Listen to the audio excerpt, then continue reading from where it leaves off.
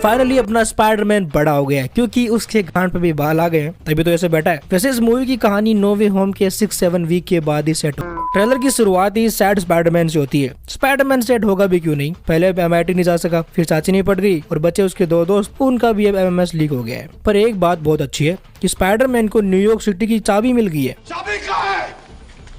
मतलब कि नो वे होम में हर डिपार्टमेंट उसके पीछे पड़ गया था और मे भी स्टैचू ऑफ लिबर्टी को तोड़ने का इल्जाम भी उसके ऊपर आया होगा। पर जब सबने देखा कि ये लौंडा बुरा नहीं है तो काइंड ऑफ की देकर स्पाइडरमैन को एक्सेप्ट कर लिया है। वैसे तुमने गौर किया मूवी के अंदर सलमान खान का भी कैमियो है।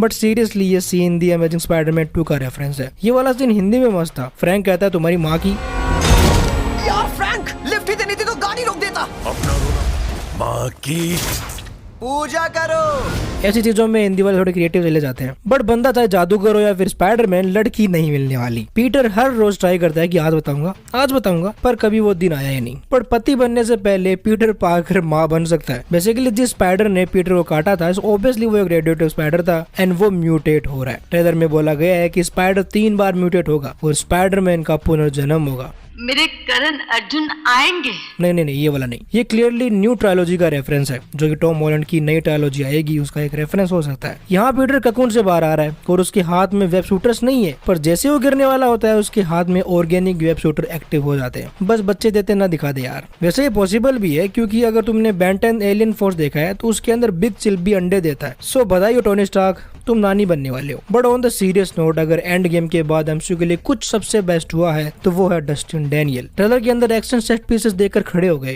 रोंगटे। बट सबसे खतरनाक और अमेजिंग डिटेल तो ट्रेलर में छुपी है, वो है कुछ लोगों का माइंड कंट्रोल और उनकी आंखें प्योर ब्लैक होना। इसके पीछे कॉमिक्स का बहुत तगड़ा कनेक्शन छुपा है। सबसे पहले मिस्टर नेगेटिव। अगर तुमने PS5 का स्पाइडरमैन गेम खेला है, वैसे खेला तो मैंने भी नहीं है, मैंने लोगों को खेलते हुए देखा है और मैंने बहला लिया अपना, तो उस गेम में मिस्टर नेगेटिव अपनी डार्क फोर्स एनर्जी का यूज कर लोगों को करप्ट करता है। जब लोग उसे कंट्रोल में आ जाते हैं तो उनकी आंखें पिच ब्लैक हो जाती है। और ट्रेलर में माइंड कंट्रोल पक्का उसी के इनर डीमन का कुछ गैंग सेटअप करने का होगा। दूसरा कनेक्शन है जेडी सिंह के मिस्टीरियस कैरेक्टर से। ट्रेलर में वो एक पावरफुल रोग सुपर ह्यूमन लग रही है। Most probably department of demons control पड़ा होगा और उसकी आइडेंटिटी अभी तक सीक्रेट है। बस कुछ थ्योरीज ये कह रहे हैं कि वो म्यूटेंट जीन ग्रे है। हो सकता है कि ये ब्लैक आए जो उसके टेलीपैथिक माइंड कंट्रोल का MCU वर्जन हो, जैसे कि एवेंजर्स के अंदर लोकी ने सेप्टर से सबकी आंखें काली करके फिर ब्लू हो गई थी, वैसा कुछ। एंड एक्स-मैन ट्रायलॉजी में भी जब वो इविल बन जाती है तो उसकी खुद की आंखें ब्लैक हो जाती है। तो मोस्ट प्रोबेबली वो जीन ग्रे हो सकती है, वो लोगों को कंट्रोल कर रही है अपने मतलब के लिए। बट सबसे खतरनाक तो तब हो जाता है जब खुद पीटर पार्कर की आंखें ब्लैक हो जाती है।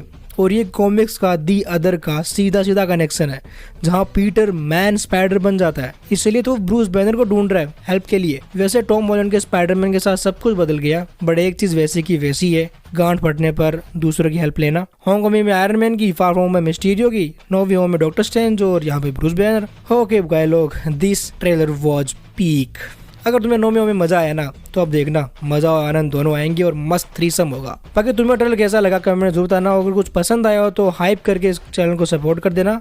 सो this was captain D speaking, signing off, see you next time.